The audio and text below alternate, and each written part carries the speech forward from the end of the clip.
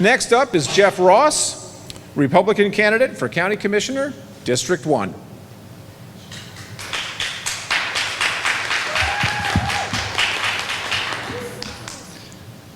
In October of 2017, the county commissioners said that they needed a judicial tax to raise money for a courthouse and for the sheriff's department.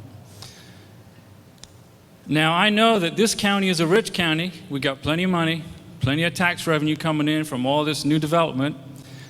So that was my inspirational moment to decide to throw my hat in the ring to run for county commissioner. Now, by no means am I a politician at all.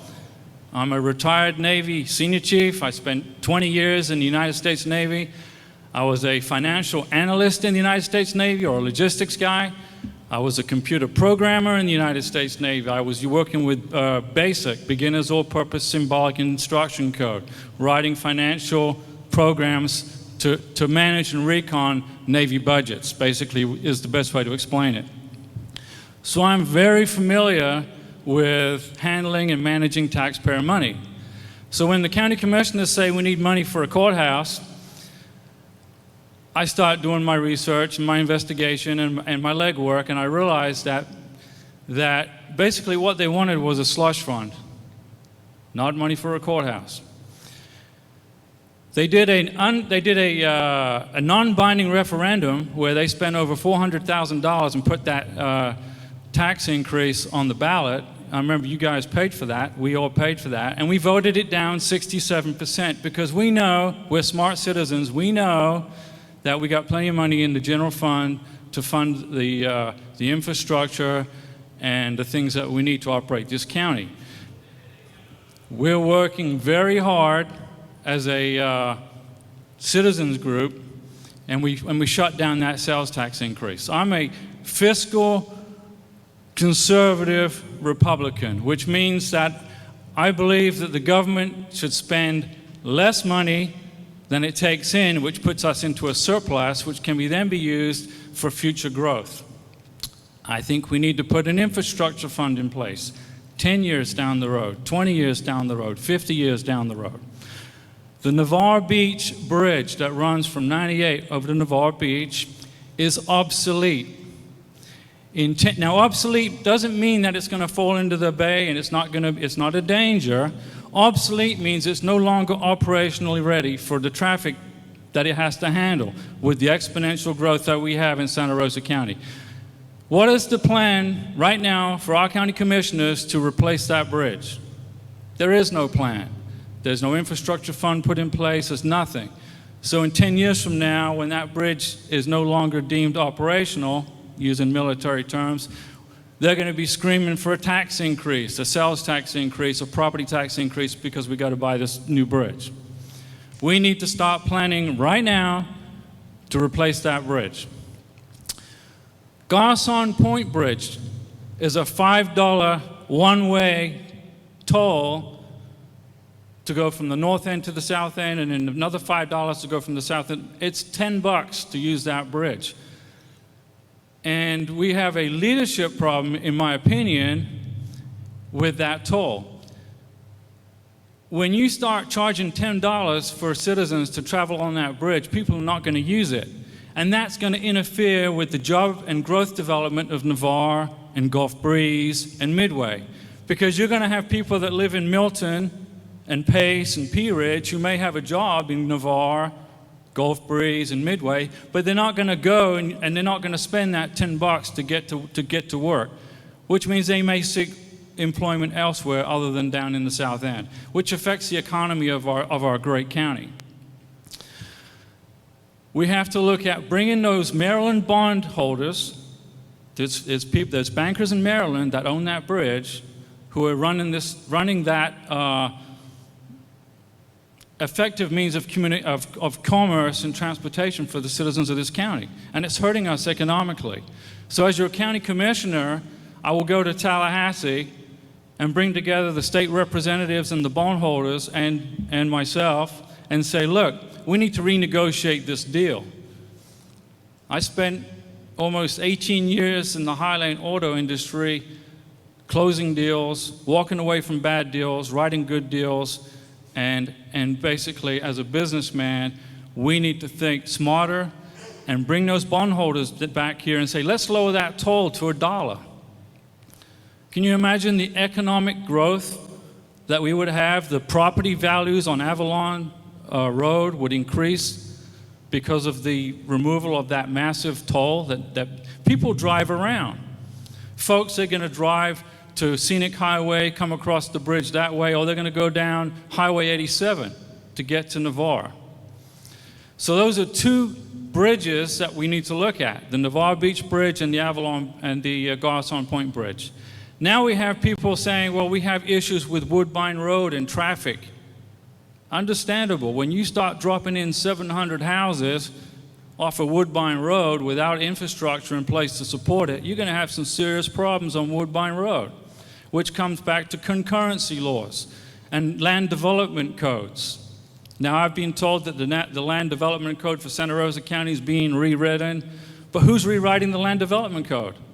Is it somebody outside of our county that has no ties to the county with no special interest in the county, or is it being written by people in our county?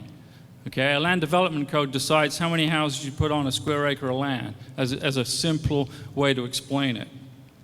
So when you have exponential growth and you have citizens on Woodbine Road saying, what are we going to do? We're not going to be able to get to work. We're not going to be able to get to doctor's appointments because we're going to be sitting in traffic for 45 minutes just to get off the highway onto Highway 90.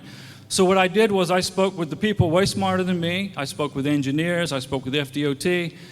And some of their recommendations were to put a bridge in through Florida Town, where there used to be an old ferry, over to Pensacola.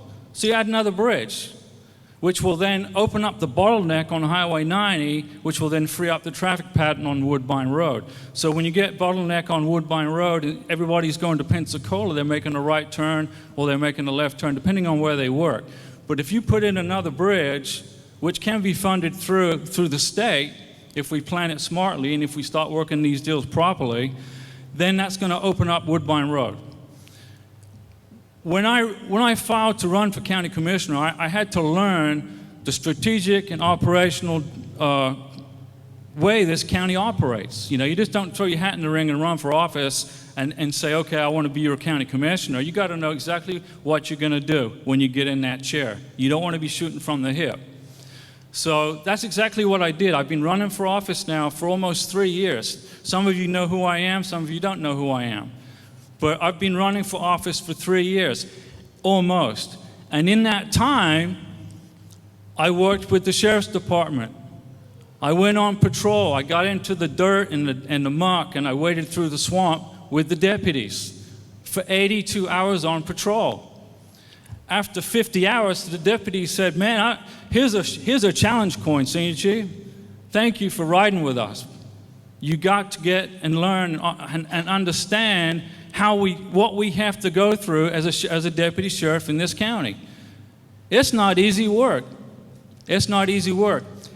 And I did it for 82 hours, and I learned a lot of the weaknesses and their strengths, which will help me as your county commissioner to address those issues if you elect me to that position.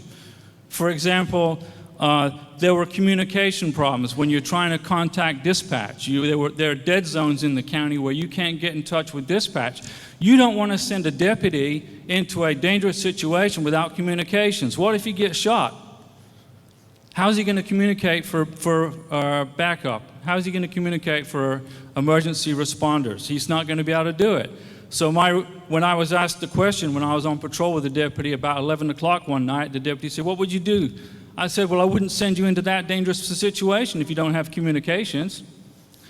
SIM cards. So there's the issue with the sheriff's deputies. You got SIM cards in the back of computers that you need for communication so you can run a tag on somebody. You want to run a tag on. If you don't have a SIM card that's operating, you can't run a tag. You can't find out who's in that car. If somebody runs a red light, you want to know who's in the car, right? Can't do it sometimes. We were chasing some kids. It was about midnight, and there were some kids running through the woods, and they had baseball bats, and they were tearing up mailboxes. And the deputy said, "You want to come on this one?" I said, "Come on, let's go." So I ran with them, And one of the deputies messed up his boots while he was on patrol. Tore up his boots. And he said, man, I got to buy new boots. I said, hold on a second. As a sheriff deputy, you got to buy your own boots? Isn't there not a clothing allowance for that? I mean, shouldn't us taxpayers who you're defending and protecting, shouldn't we cover you a pair of boots? He said, no. As your county commissioner, I'm going to propose a boot allowance for our deputies. I mean, it's a small thing. If we've got county commissioners right now funding $300,000 extensions to the Pace Library, I'm sure we can afford a pair of boots for a deputy that gets tore up on patrol. I went to animal services. I went to animal control and I did a tour of animal services. I learned their operation. They've got these giant laundromats in the back there. I mean, they're huge. I felt like I was in a Navy ship where they do the laundry. Because when you're taking care of dogs and cats, you know, you're bathing them and you're taking care of them and you have to dry them. You got to have a place to wash the rags. People don't think about this. Those laundromats are expensive. And animal control is saying, look, we need to be able to replace these. Okay, we got to replace these. How about a spay and neuter clinic? There's a lot of folks in the county that, you know, they may not be able to quite afford to spay or neuter their animals. So let's have a spay and neuter clinic at animal control. Why not? We got all this money that's being wasted on million-dollar sidewalks to nowhere. You know, they built restrooms down on Navarre Beach for $250,000. For $250,000, you know what I could do? I could probably build a 3-bedroom house.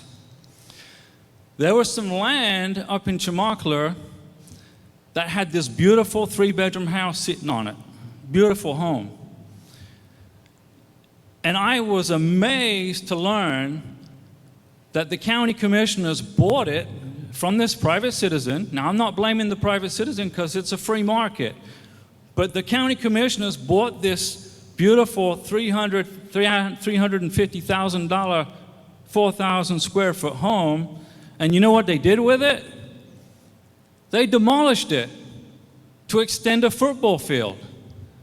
That's our money, ladies and gentlemen. That's insane. They took our tax money, bought a beautiful home in Chimockler, destroyed it just to extend a football field or a soccer field, whatever. That is total unacceptable behavior of our tax dollars. Now, I would put myself on the right-hand side of the political spectrum. I'm a right-sided conservative, and I'm a fiscal conservative, and I will make sure that your tax dollars is not wasted like that. It's unacceptable. Like I said, when I was in the United States Navy, the best way to describe my job was I was a financial analyst. It's the only way I can really describe it. And I was reconning and reconciling millions and millions of dollars of taxpayer money. When I was forward deployed to the Eastern Mediterranean Sea, a fast attack submarine would come in, and this fast attack submarine would want to spend some money. They're going to buy missiles. They're going to want to buy food. They're going to buy this and buy that. It costs a lot of money. And I was the guy that would reconcile that money to make sure it was not misappropriated. I am very able and competently sure that I can manage taxpayer money in Santa Rosa County just as efficiently, as effectively as I did when I was forward deployed in the United States Navy during Operation Desert Shield and Operation Desert Storm, taking care of 18 fast attack submarines from a submarine unit called the USS Orion. I served 20 years in the Navy. I served almost 18 years in the highline auto industry. And now here I am running for county commissioner to give something back to the community. This is my county. This is your county. I'll work for you guys. You know, the county commissioner paycheck, I believe, is $5,600 a month. That's a lot of money. That's what, $68,000 rounded up a year? What have our county commissioners done to earn that money so far? Take $68,000, times it by 5, and that's how much you're paying these 5 guys to run this county per year. And what have they done for you? I'm not bashing them. And Mike is getting up. Am I running out of time? Okay, any questions, folks? Do you have any questions? Pond Creek. I tell you what, young man, I'm going to come to Pond Creek with you tomorrow after church. I'm a pastoral counselor at my church, Hickory Hammock. I got to give you a plug. Tomorrow, young man, I will come with you to Pond Creek, and we'll go check it out together. How about that? Sound good? All right. Question? Oh, We are now out of time, though. Well, yeah, we are in fact out of time. I'm sorry, I can't extend it. But after the event, I'm sure Geoff will be happy to. So Geoff Ross, thank you. Republican candidate for County Commission District 1.